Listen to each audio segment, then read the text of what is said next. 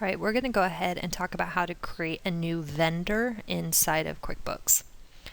So we have a couple ways to get there, right? If I am entering a bill, or if I am writing a check or entering a credit card transaction, so some kind of purchase transaction, if the vendor is not set up in here, I can type the vendor name in, it'll pop up a box, it'll allow me to quick add, or I can set it up from here.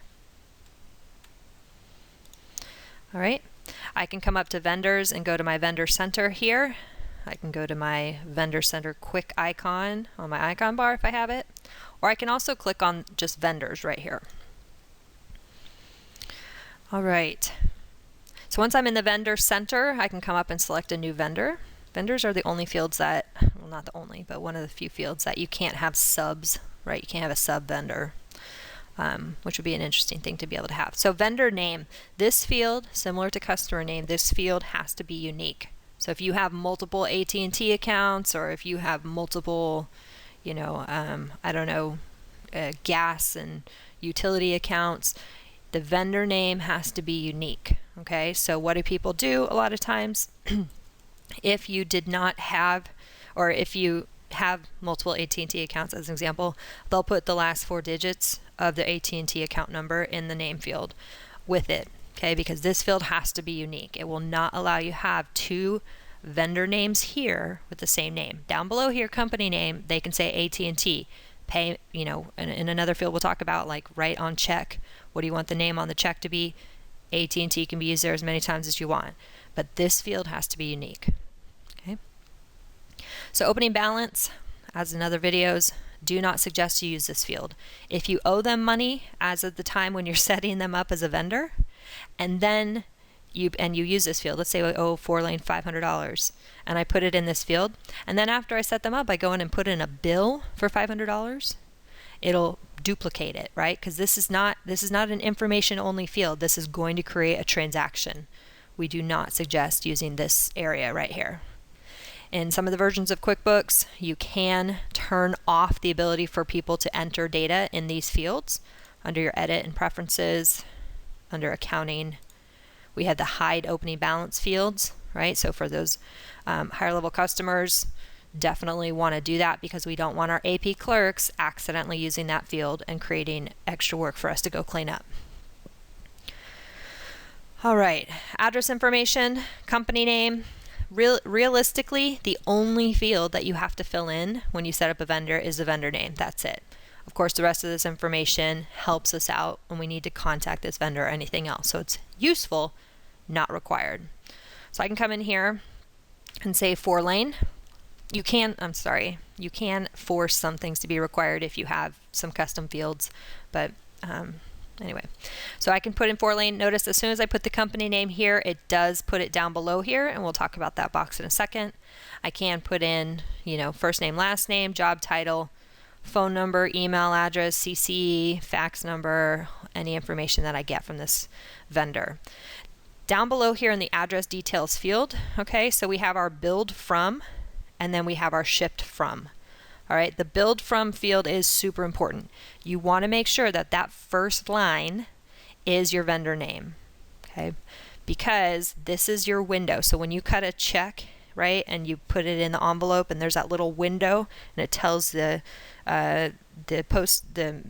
USPS tells it where to send this to. That window, it has to have all the information that you need in that window right there. So Fourlane, 7000 North Mopac.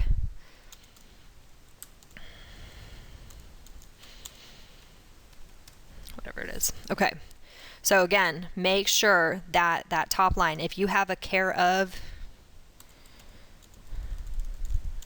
if I could spell my name, care of Marjorie Adams, stick it in there. All right. So you want to make sure that it has all the address information that you need to show up in that window. So if you just say in there 7000 North Mopac, Austin, Texas, and you don't include that Fourlane, then it could maybe not end up getting to your vendor. All right. If I hit the edit button over here, right, it does pick up for me again, Austin, Texas. It sticks it in the right buckets for me. Okay. If I wanted to copy, I can hit that copy button and it'll copy across, and you can give it an address, name, All right, so you can have a shipped from address if you needed to.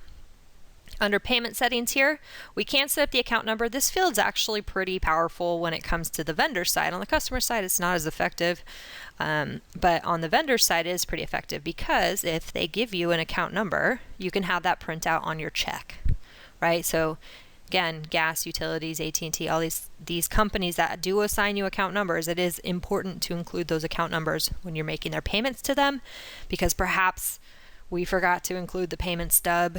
They get this check. They have us in their system as something else, but if we include that account number, they can always, hopefully, always find us in their system.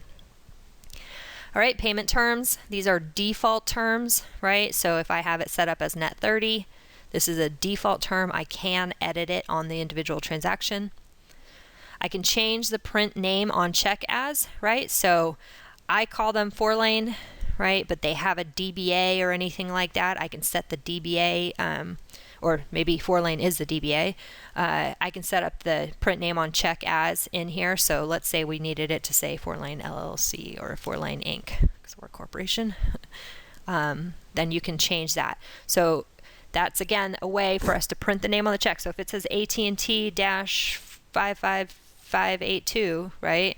It's going to default come out print name on check as AT&T 55582, but you can edit this field to just say AT&T. Okay. If we have a credit limit with the vendor, we can set that up in here so it gives us warnings. We can also set up a billing rate level. Billing rate, there's another video on that, but the way I like to think of billing rate levels is when you're talking about like in the legal field. So if I have a lawyer who is doing paperwork filing for me, right? When I bill out for that lawyer, I'm going to bill them out at a higher rate than if I have, as an example, a legal clerk, right? The legal clerk, when they do a particular task, then I can bill them out at a lower rate than the lawyer for that same task. So that's billing rate level. It has to do with your invoicing. And I just noticed here, there's 3 L's. I'm going to have to let Intuit know that. Okay. Tax settings. Okay, so I can come in here and set up if this vendor is eligible for a 1099. I can check that little box there so it will show up on my 1099 reports. I can put the vendor ID in here as well. Tax ID number, again, it just helps for e-filing at the end of the year. Account settings. So this is where you can come in and assign an account, right? So let's say Fourlane, we're always putting that to, we have professional services in here somewhere, right? So accounting services, right? So every time I enter a bill, check, etc., to Fourlane, it'll pick up accounting as the account that it goes towards. I have a lot of people who use this, I don't have a lot of people who use this because there is a preference where you can come in under, I think it's under general, and say automatically recall last transaction for this name, right? And so then it remembers what you did last time with this vendor. I prefer that because maybe I always, Fourlane, I always have accounting services, but this time I bought QuickBooks software from them, and so I don't want it to necessarily default. Anyway, so I prefer it that way, but you can come in and set up which accounts it's supposed to hit in here, and it'll just default to those accounts.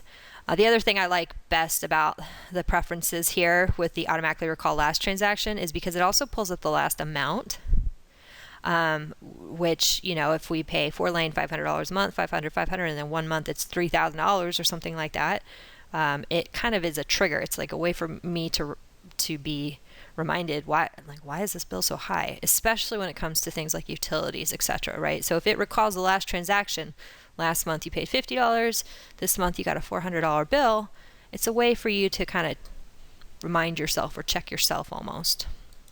Okay. All right, and then we have additional information down here. So we have a vendor type, okay, where we can set this up. Again, this is a pretty powerful field when we run reports on it, and we do have another video for vendor types.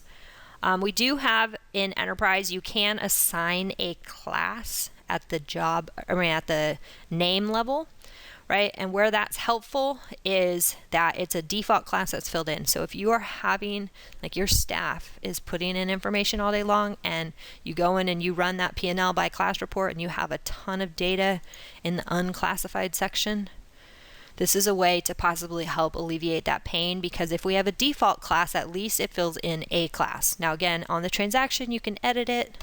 Whether or not it's the right class, right, that's a different question. But if you set it up as a default, at least it'll be filled in, so you don't have to go clean up that uncategorized in the future. We can also set up customer fields at the vendor level, okay? And we have other videos on custom fields, but this is where we can require, right? So if I say that this field is required on the list, I can require more than just the vendor name be entered in.